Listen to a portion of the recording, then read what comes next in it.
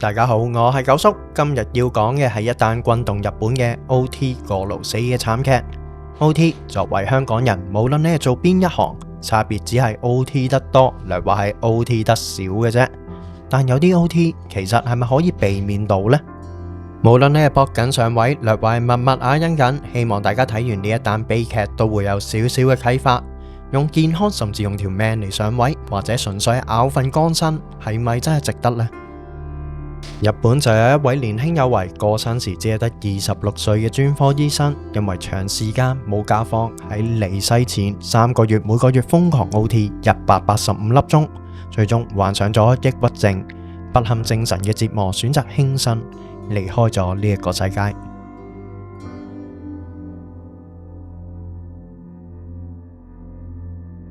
事件發生喺兵庫縣嘅神戶市，死者高島神出身於醫生家庭，爸爸同哥哥都係醫生嚟嘅。高島細個嘅時候已經立志成為醫生，追隨爸爸步伐，佢希望可以好似爸爸一樣，能夠救死扶傷，為每一個病人帶嚟健康。喺2020年，高島喺神戶大學畢業後，同年4月開始喺神戶市甲南醫療中心擔任研修醫生。喺呢一段研修時期，高島變得非常之積極，亦都確立咗自己主攻消化科方向研究同埋發展。見習2年後，喺2022年，年僅26歲嘅高島正式成為咗內科專科醫生。表面上睇可以話係前途無可限量，冇人睇到嘅係背後高島每日面臨住高強度、高壓力嘅醫療工作。加上無止盡、睇唔到盡頭嘅加班循環，最終壓垮咗呢一位年輕嘅醫師。喺同年嘅5月17日，獨居嘅高島喺家中自殺身亡，離開咗呢一個世界。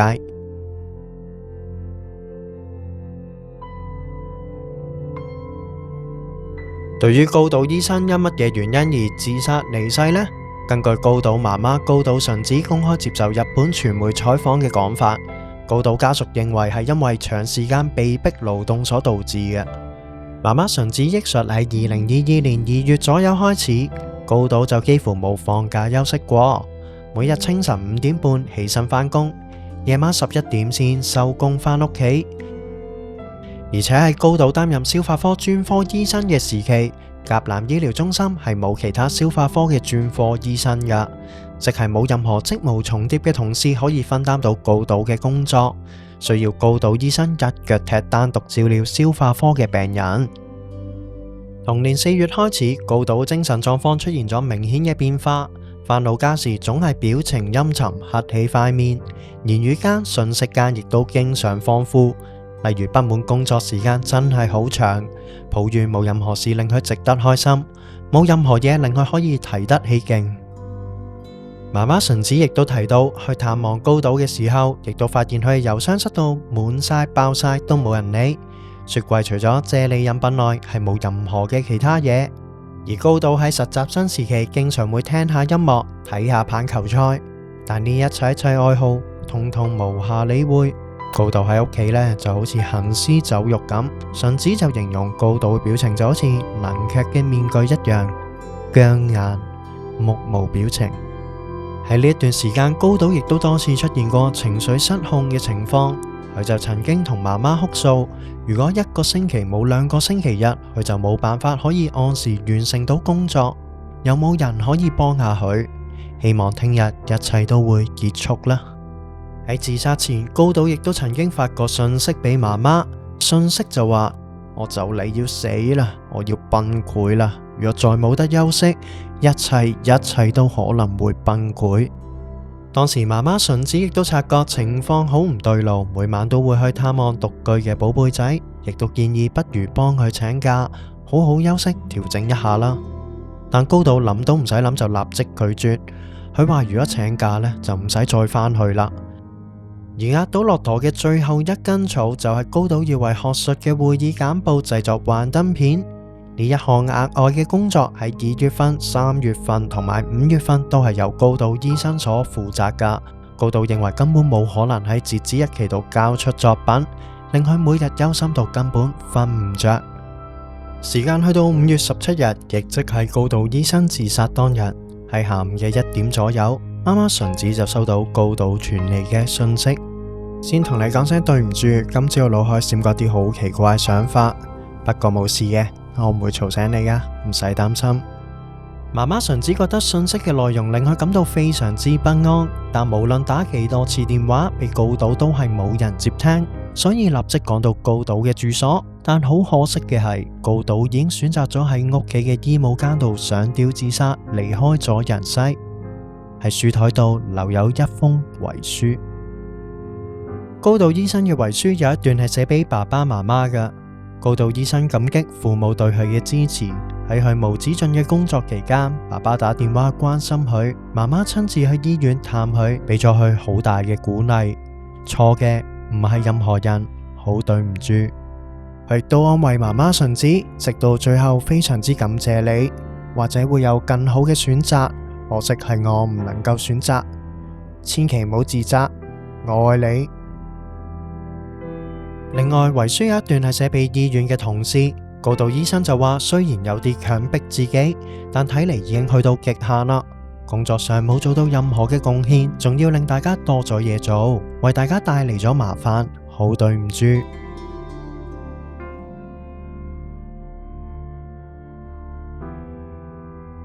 當時呢一單新聞喺日本引起咗好大嘅爭議，各界關注日本職場嘅過勞問題以外，亦都關注醫療中心應否就呢一件事去負上責任。高島醫生嘅家屬認為醫院管理疏失，希望為高島討個公道，要求醫療中心交代並且調查事件。喺爭議聲之下，甲南醫療中心就成立咗包括律師在內第三方獨立委員會去進行調查，但就以私隱為理由，講到明就唔會同高島醫生嘅家屬去解釋調查嘅結果。呢一點令到高島家屬非常之不滿。同樣作為一位醫生，高島醫生嘅哥哥認為冇一個家庭唔想知道家人死亡嘅原因，佢希望醫療中心能夠誠實去處理呢一件事，徹底解釋弟弟嘅工作條件同埋環境。高島醫生離世4個月後，高島醫生嘅家屬就向西宮勞動基準監督署申請工傷賠償。根據勞基署嘅初步調查，高島醫生惡劣嘅工作環境亦都逐步曝光啦。喺高島醫生離世前1個月，佢加班時數係207個鐘頭，有50分鐘，係遠遠超過日本過勞死嘅界限值。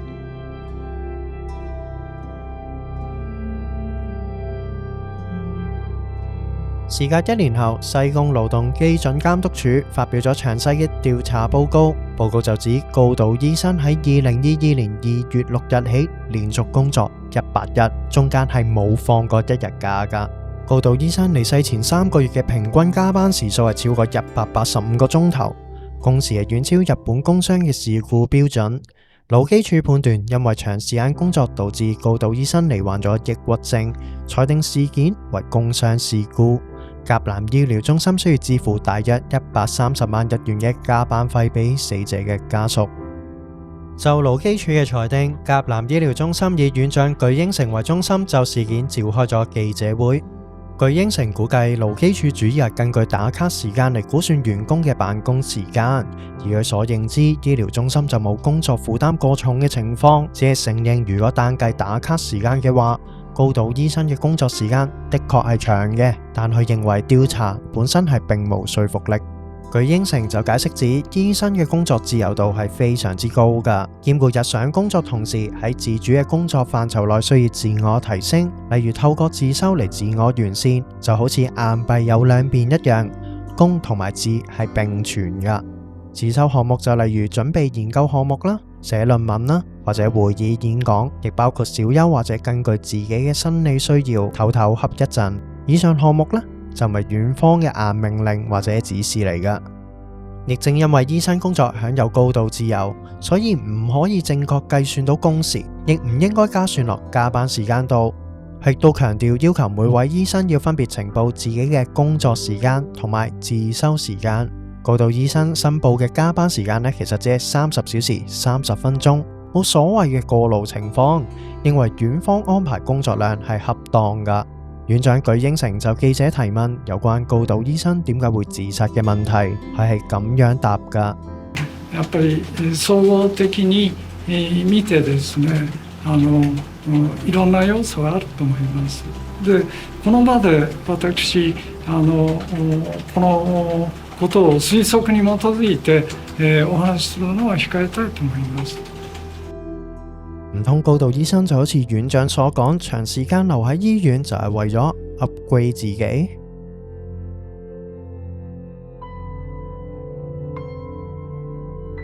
一位甲南醫療中心嘅醫生就以匿名嘅方式曾經接受過日媒嘅訪問，佢就話事實上大部分嘅加班時間都用喺救治病人，例如病人醫療嘅時間延長到深夜，又或者夜晚遇到一啲緊急嘅情況。至於學術會議啊、演講呢一類自修嘅項目呢，實際上都係由上司去安排㗎，例如喺邊一個月度做，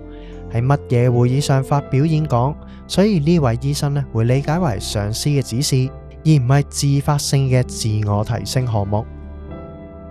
一位同樣以匿名嘅方式接受日媒訪問嘅甲南醫療中心醫生就話，最初呢，醫院其實係冇明確嘅指導方針嚟區分工作同埋自修㗎。就係告導醫生自殺事件發生咗之後，醫院就緊急對所有嘅員工進行咗工作職責調查。所有員工呢就話，如果可以釐清到自修嘅定義就好啦，因為界線一直都非常之含糊。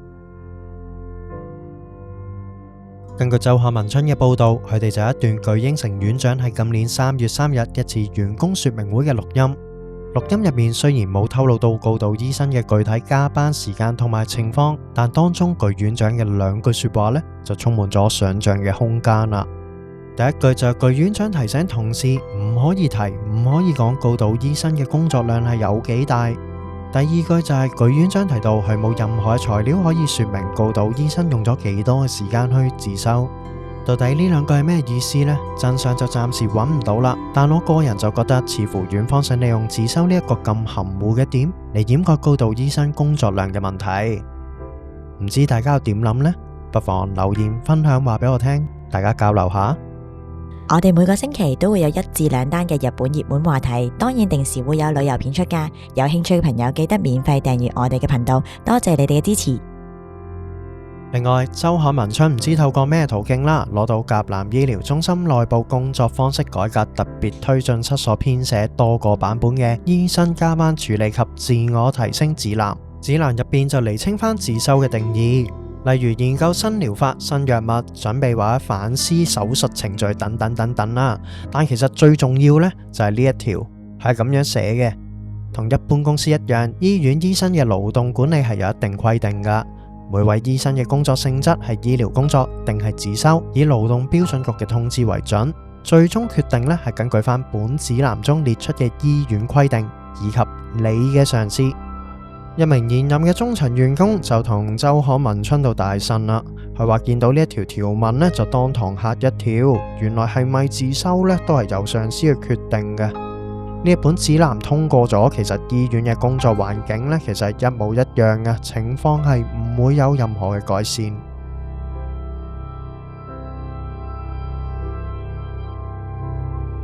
喺上個月8月31日，告導醫生媽媽告導純子同其他死者家屬去到東京，向厚生勞動省提交咗請願信，要求立即進行調查。純子就表示，醫生承擔起人命嘅重責大任，佢哋嘅工時係必須要謹慎去管理㗎。佢亦都邊講邊流淚，佢話仔仔係一個善良嘅醫生，一心想拯救病人同埋貢獻社會，就咁就走咗啦。但仍然衷心希望醫生嘅工作環境能夠改善，唔會再有相同嘅事情發生，呼籲當局去正視醫生過勞嘅問題。日本過勞死現象其實係日本長期嘅社會問題，喺2018年日本政府改革咗勞動法同埋加班規定，但實際進展呢係非常之有限噶。日本政府上年嘅報告就話員工嘅年平均實際工時有逐漸減少嘅勢頭，但係加班嘅時數呢依然係呈現起伏。特別係日本醫生長期人手不足，喺全日本嘅醫療體系入邊，高達40%嘅全職醫生每年嘅加班時數係高於960個鐘頭噶，超過咗過勞死嘅危險值。其中就以急症、婦產科、外科同埋新手醫生情況最為嚴重。喺日本社會強烈爭議之下，日本政府計劃喺下年4月起限制醫生嘅加班時間上限，每年加班嘅時間唔可以超過960個小時。但喺特定嘅情況下呢，每日加班上限仍然可以達到155個小時。至於自修算唔算係加班呢？咁就會視乎情況而定啦。其實大家都可以喺草擬上睇到留有好大彈性俾院方去自行去調整嘅。何謂特定嘅狀況呢？點去定義自修算唔算加班呢？如果都係由院方自行去解釋，咁即係作為員工嘅都係老四啦。咁呢項修改法案能否有效改善到醫生嘅工作環境呢？真係言之尚早啦。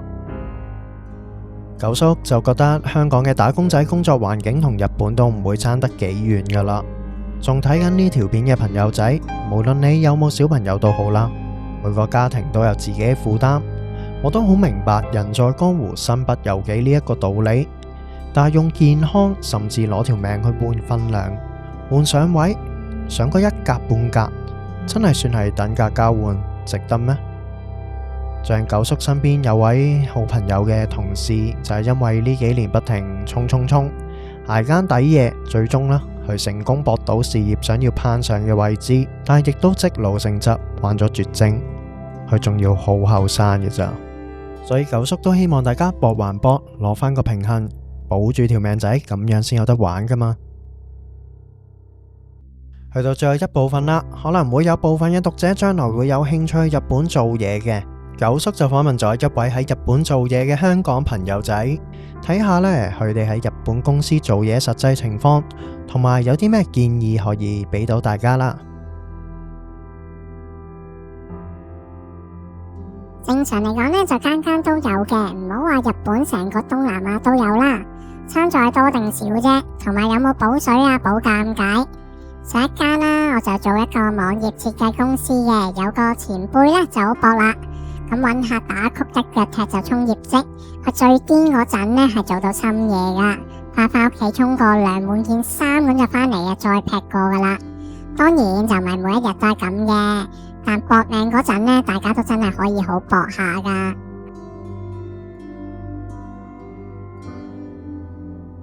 其實大部分情況呢，啲嘢做唔晒先要留低做嘅。話職場文化你可以話工作量嘅問題咯，即係譬如可能你哋 YouTube 傳媒咁樣，咁你唔剪晒片嘅話，你都冇得瞓咁解啫。但當做埋佢呢啲大家心照嘅嘢呢，就應該唔係日本獨有嘅文化嚟嘅。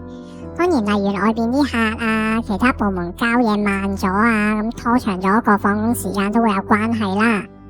至於你話咩拒絕即係唔 OT 嗰啲呢，咁飯碗就其實應該冇乜影響嘅。但係啦，同添人嘅人際關係呢，就可能會差啲咁咯。咁始終都係講翻上邊嗰樣嘢啫嘛。咁你做晒咪走咯，做唔晒你又唔肯 OT，即係要人哋幫你跟啫。咁你點會同人哋 friend 到啫？咁人哋排擠你咁樣好正常啫。